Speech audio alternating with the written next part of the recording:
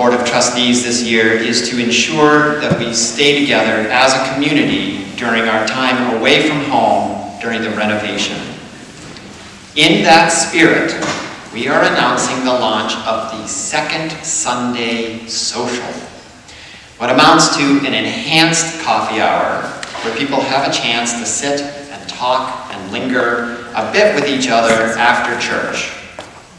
So, on the second Sunday of each month that we are still away from Elm Street, the board, with the help from that Sunday's Welcome Circle, will set up tables and chairs and have extra food to enjoy and converse around. Probably some soup, some bread to break. We'll try the first one of these a week from this Sunday. That's Sunday, November 10th. Please join us and be together.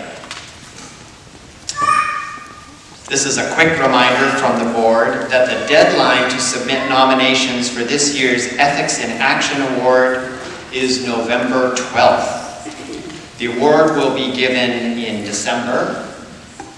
Details about the award and its purpose and the nominating process are in the FUUSE. The nomination form is available online and in the office. And finally, from the Buzz team, if you have an announcement you would like to have read during the Buzz, that's what we're doing right now, you may email it to announcements@exeteruu.org, and that email address appears on the FUUSE website if you need a reminder, the way I did.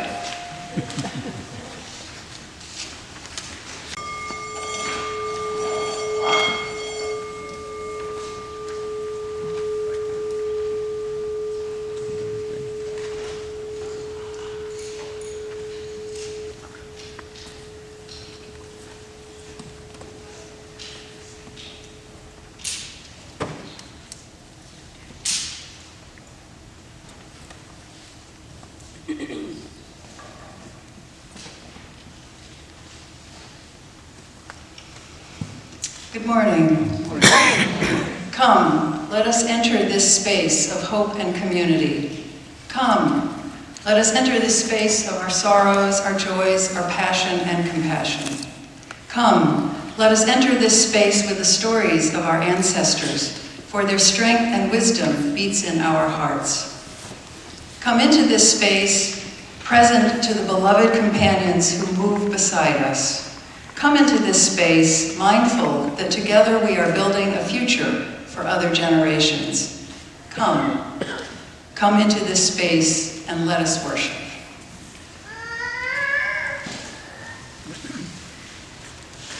Our chalice this morning will be lit by Amy Robinson.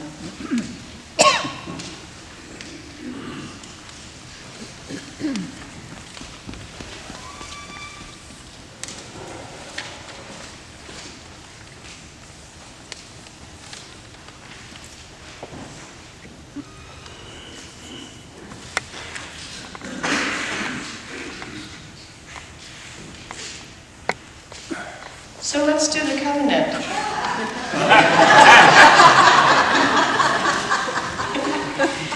If you know it by heart, you can do it by heart. If you don't, it is in the order of service. Please join in our covenant. Love is the doctrine of this church. The quest for truth is its sacrament, and service is its prayer. To dwell together in peace, to seek knowledge and freedom, to serve humanity and fellowship, to respect the nurturing power within all of us. Thus do we covenant. We'll get it right by the end, don't worry.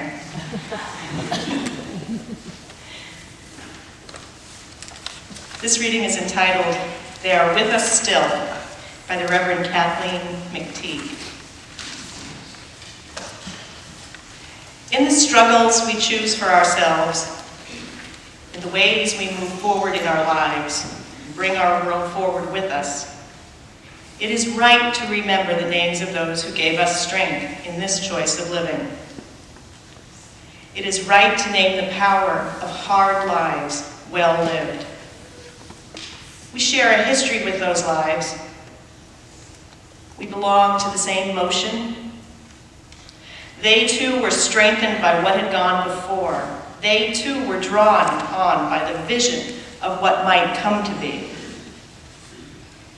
Those who lived before us, who struggled for justice and suffered injustice before us, have not melted into the dust and have not disappeared. They are with us still. The lives they lived hold us steady. Their words remind us and call us back to ourselves. Their courage and love evoke our own. We, the living, carry them with us. We are their voices, their hands, and their hearts. We take them with us, and with them choose the deeper path of living.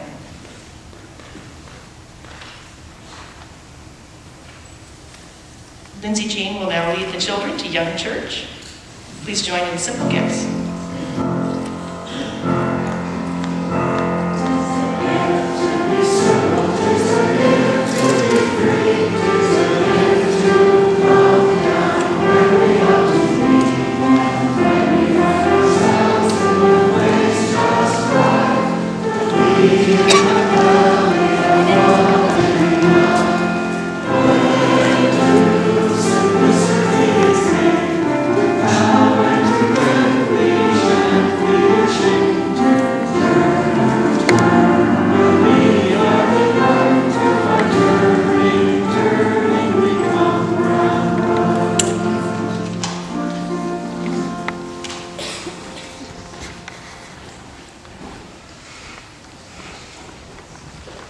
Good morning. Can you all hear? Yes. We are all ancestors. Even if you do not have children or grandchildren, even if you have no nieces or nephews, you are a person who will one day be an ancestor. From your town, your place of work, and certainly from this beloved community. Whoever you are, you matter to future generations. I have been thinking a lot about ancestors lately. My father died in January, and I was besotted with the ancestry stories he told me from a very young age. Luckily, he was willing to retell them when I asked for them over and over, up until the last time I saw him. I will treasure our shared love for family history. Dad and I were also avid obituary readers.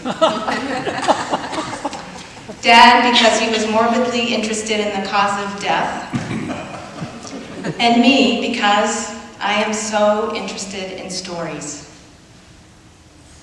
Where did the person come from?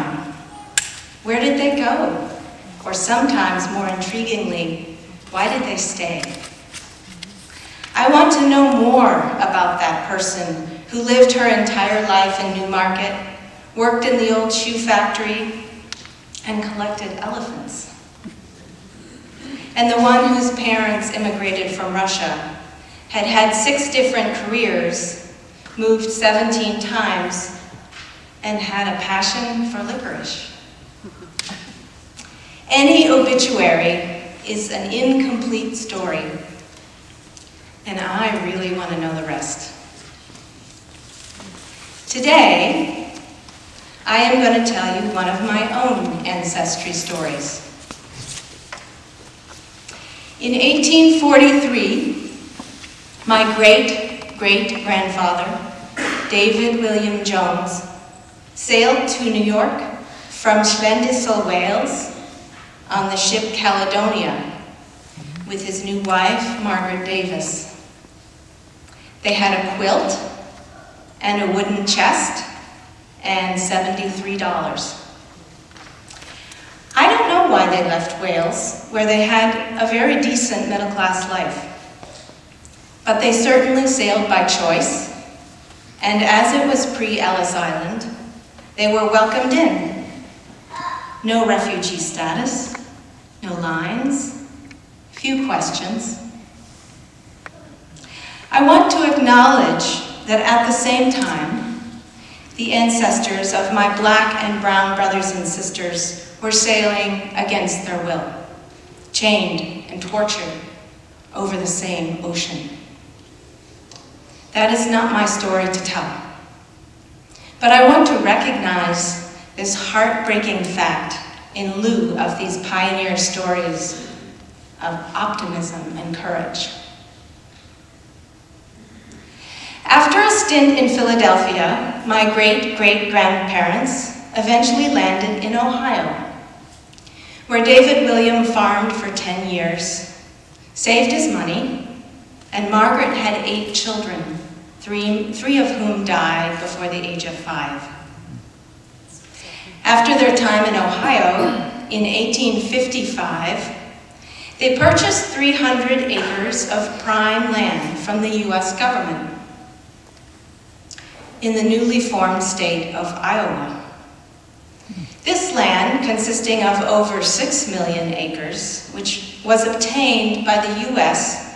after the defeat of the Sauk, Meskwaki, and Ho-Chunk Native tribes, and purchased in 1832 for 11 cents an acre, known as the Black Hawk Purchase.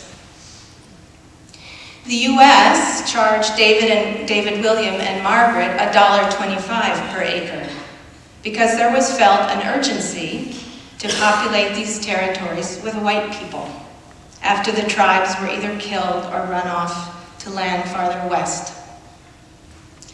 Just to give you some perspective, factoring in inflation, $1.25 in 1855 would be worth $36.06 in 2018.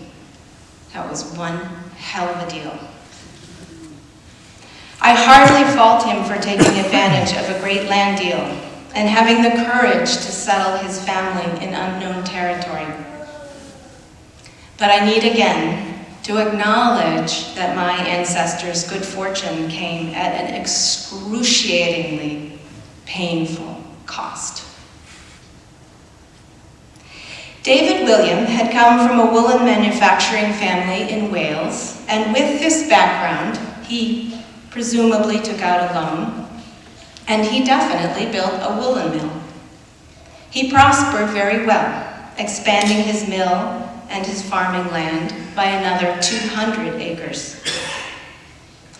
His youngest son, my great-grandfather, was John Walter Jones, named after a sibling who had died earlier in infancy.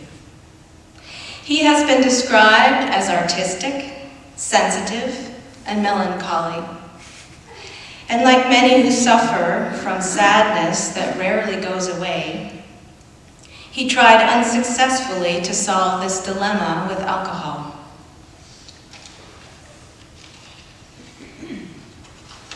Because he came home one night from a drinking binge and shot a bullet hole in the kitchen cupboard, his wife, my great-grandmother, Effie Amelia, threw him out, and for the remainder of her working life, delivered mail by horse-drawn buggy or sleigh to support her family, depending on the weather.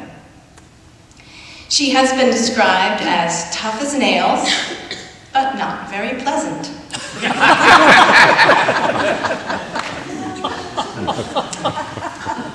John Walter's older brother, William, was supposed to inherit the woolen mill, but he died at the age of 47.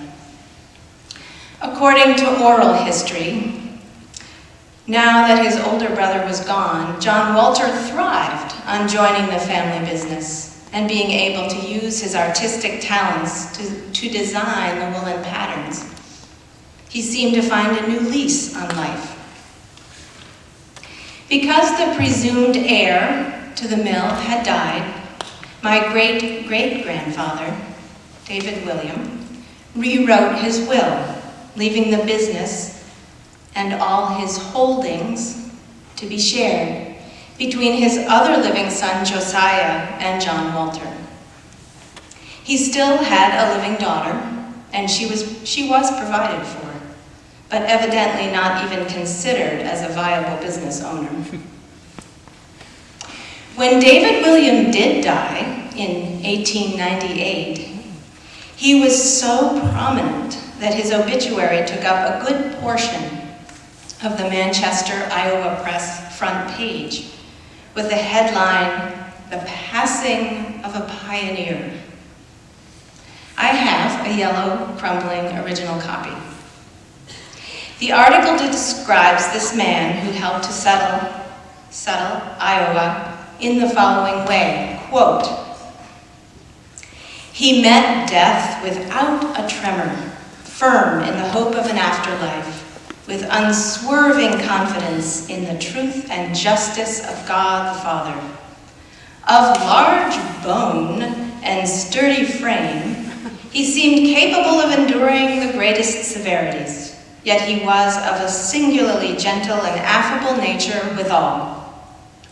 Unfailingly bright and cheery in disposition, a lover of children, unswerving in his friendship, fond of the home place and family, a great-hearted man, charitable to the fingertips, pure in thought, of absolute and never questioned integrity, in brief, a good man." End quote.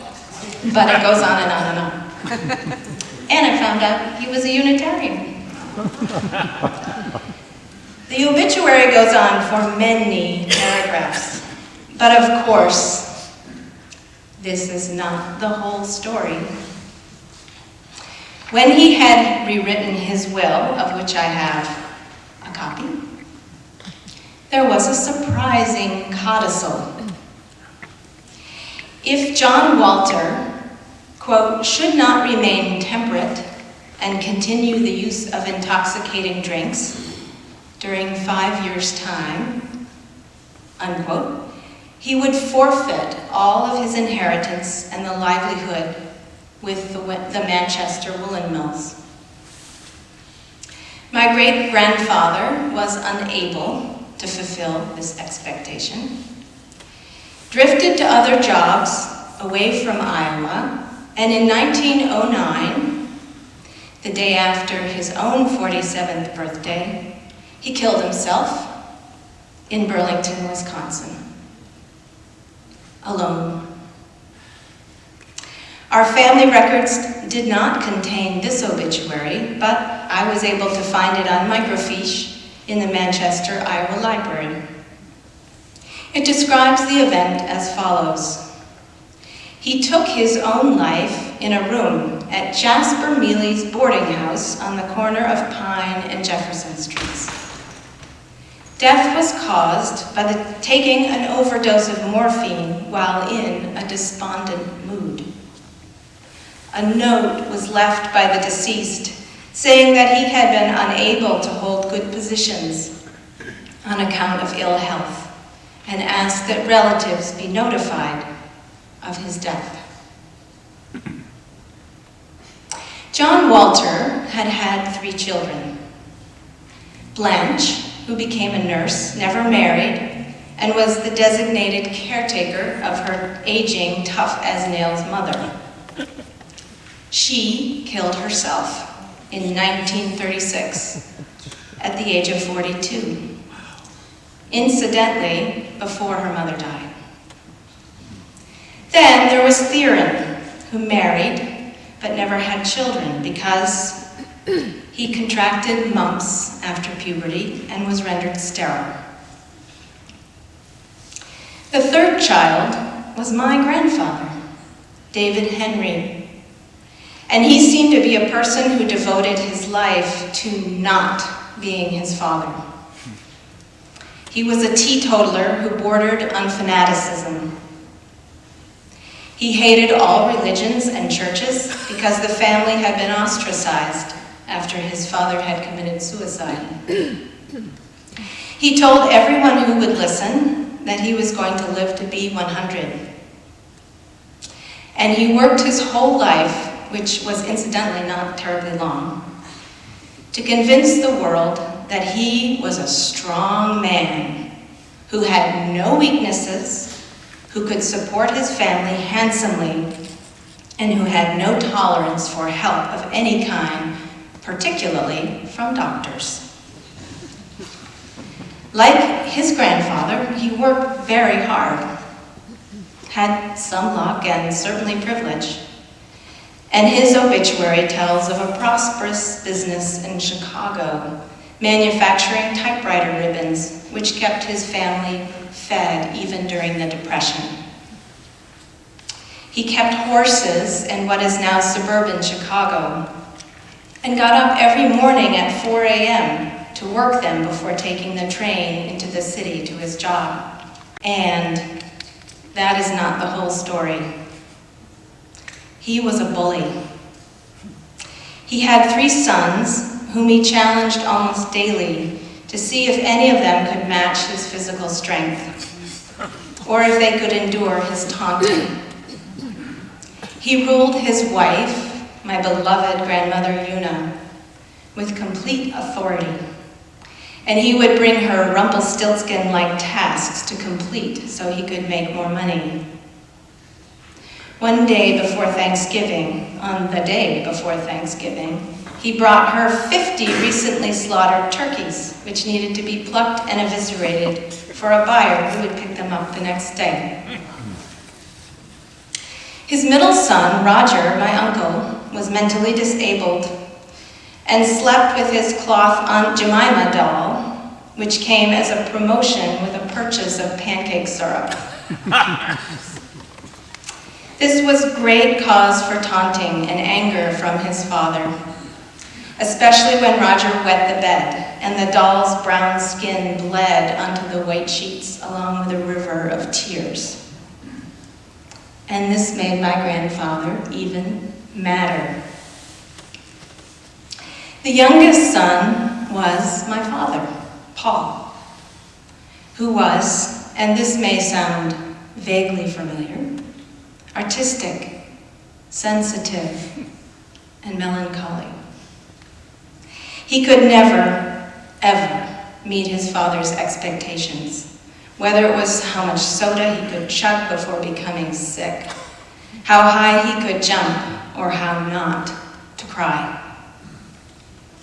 Dad's career was teaching chemistry, but his real passion was for good literature, poetry, music, and the fine arts.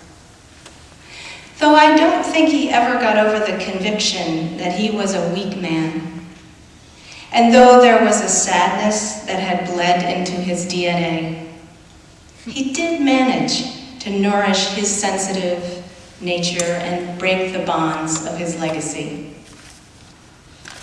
I had the honor of writing his obituary and eulogy, and I told not all, but more of the story. How he adored Edna St. Vincent Millay and Willa Cather. How he wept when the Supreme Court upheld gay marriage. How he fell to his knees at his father's grave and forgave him anyway. Sadness, shame, grief. Passed down from our ancestors, these can metastasize and spread through generations. And alcohol as chemotherapy or radiating anger flung at the world do not work. Though I suspect, like most people, they were really doing the best that they could. My great-great-grandfather was probably not quite the person described in the hyperbolic obituary. But I imagine he thought he was helping his son, misguided as it was. I hate to say it, especially from a New England pulpit, but sometimes money is love. My great-grandfather probably had an undiagnosed and at the time untreatable illness. My grandfather must have had a seething grief that was never named, and he took it out on the world, even as he used his endless well of explosive energy to create a life he was proud of. I love my ancestors because they are mine, and because they were as flawed as I am flawed, albeit in different ways. On the other hand, one can choose to put an end to ancestral legacies that are not useful. My father was a sweet, fearful man whom I loved. And Dad was able in the latter part of his life to embrace what it means to be a different kind of man than his father had envisioned, in no small part because he had daughters. And in no small part because the world is changing, sometimes, just sometimes, in an upward arc. Far better than any other kind of inheritance was the gift he gave me of unqualified love. And that is a legacy we will keep. We are all ancestors. Even if you do not have children or grandchildren, even if you have no nieces or nephews, you are a person who will one day be an ancestor from your town, your place of work, and certainly from this beloved community. What kind of ancestors do we want to be? And what story will be told? There are many aspects of my own ancestry story that are unfinished, not the least of which are reparations that I hope can someday be made to address undeserved privilege. But for now, in this generation, we have shed the kind of love that comes with codicils. To my children and grandchild, to my nieces and nephews, to the younger people of this beloved community, I say, you are loved exactly as you are, or exactly as you imagine yourself to be. And not in spite of, but especially because you will make your own mistakes in your own time. When you discover that you are imperfect, trust me, life can and does go on. And for now, that is the whole story.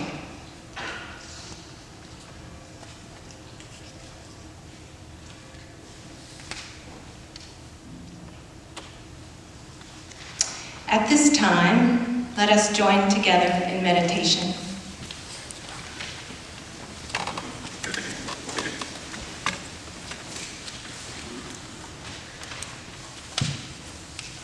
You are loved. Take this quiet time to feel the love of your ancestors. And if they could not offer that to you, this circle of Unitarian Universalists does have ancestors who believed in love, which is shared now with you.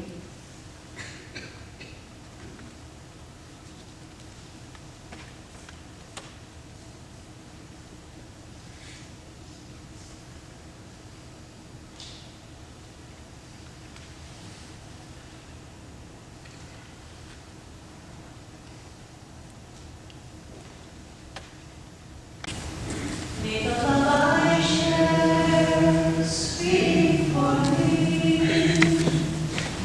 When I was near this world, and I think I have below. May the love I share speak for me.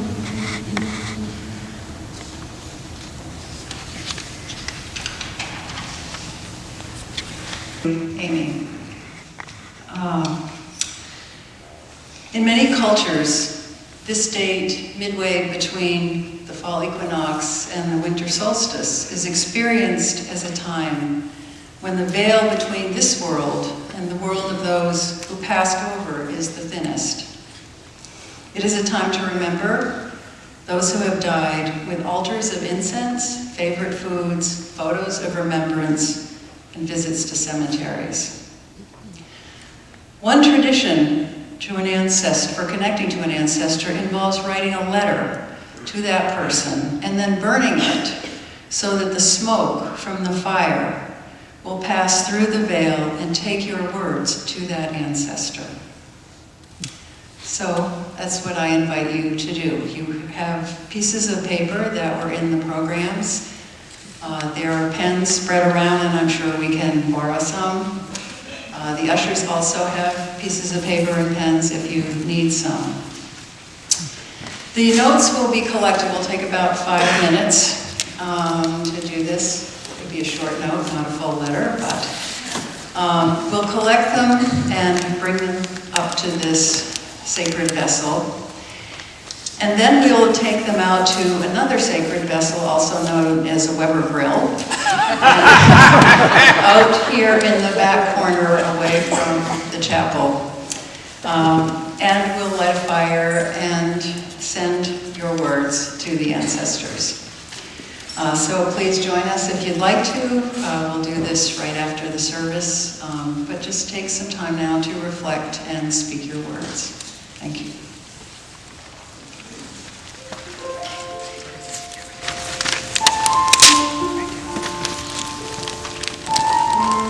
Don't worry, Brian. You and Kim are taking care of it.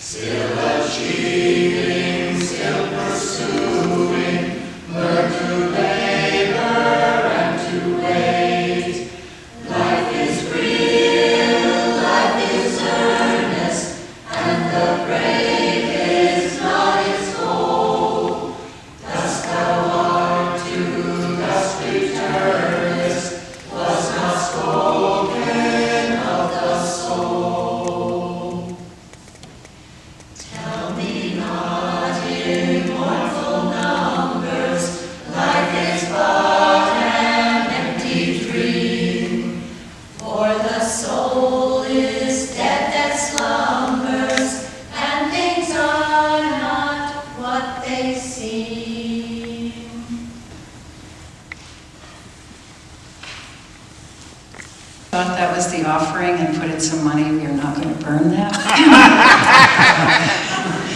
We will make sure there are no checks in it as well. The other housekeeping issue is during the offertory, there are some folks in the back who don't have hymnals, so if you have some hymnals that are extra in your rolls, if you could hold them up, and the ushers will collect them as well. I'd like to read this poem, Praise Song for the Day, by Elizabeth Alexander.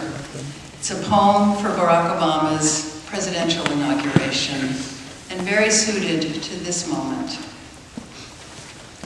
Each day we go about our business, walking past each other, catching each other's eyes or not, about to speak or speaking. All around us is noise. All about us is noise and bramble, thorn and din, each one of our ancestors on our tongues. Someone is hitching up a hem, darning a hole in a uniform, patching a tire, repairing the things in need of repair. Someone is trying to make music somewhere with a pair of wooden spoons on an oil drum, with a cello, boombox, harmonica, voice. A woman and her son wait for the bus. A farmer considers the changing sky. A teacher says, "Take out your pencils, begin." We encounter each other in words spiny or smooth, whispered or declaimed, words to consider, reconsider.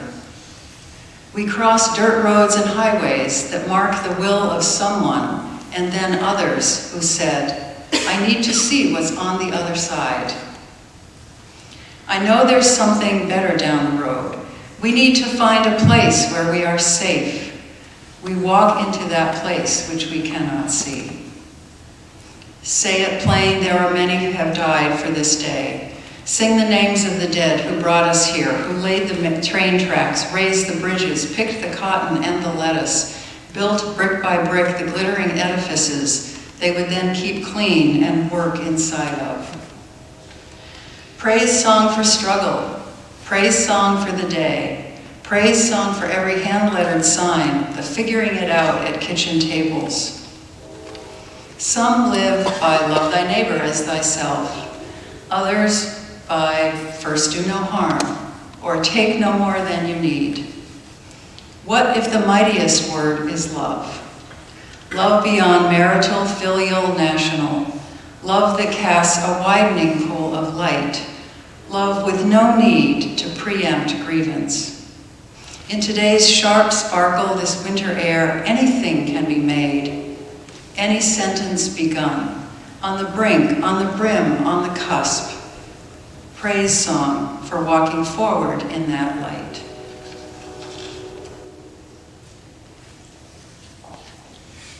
Our offertory song is Wo Ya Ya, and it is in your turquoise songbook, so we ask that you join us on this song.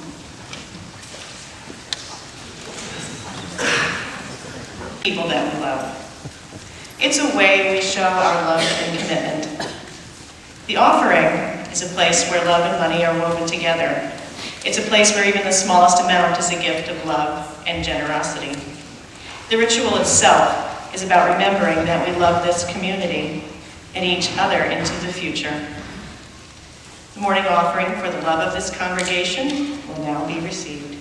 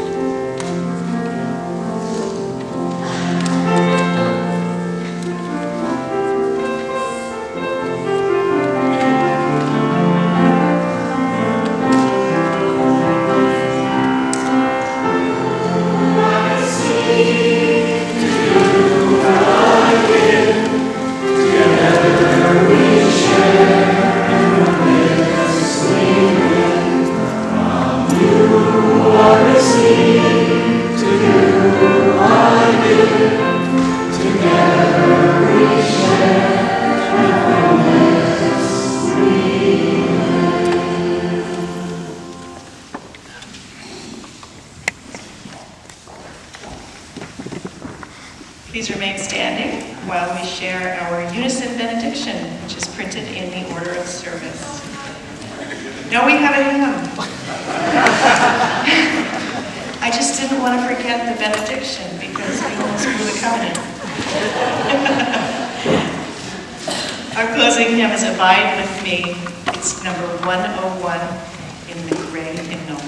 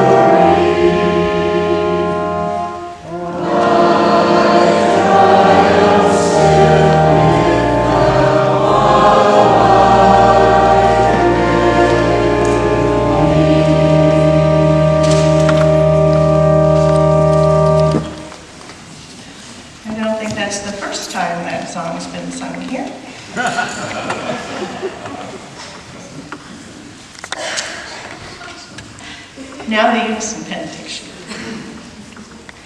Go in peace. Speak truth. Give thanks each day. Respect the earth and all creatures, for they are alive like you. Care for your body. It is a wondrous gift. Be gentle with yourself. Live simply. Be of service. Be guided by the faith and not your